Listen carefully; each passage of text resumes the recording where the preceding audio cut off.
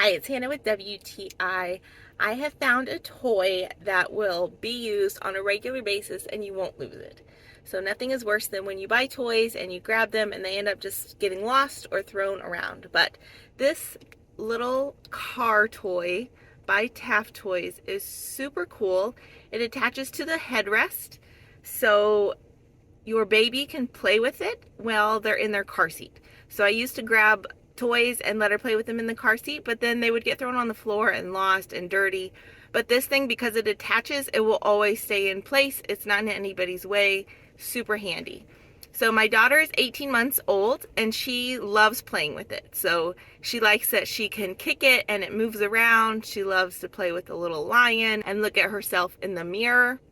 It really has kept her busy in the car. It also would be really good for a baby who is younger, just to have something to look at.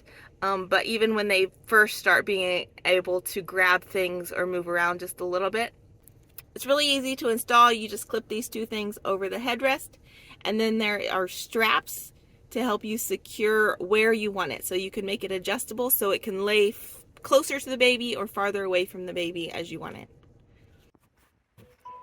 It even plays music and lights up when they kick it.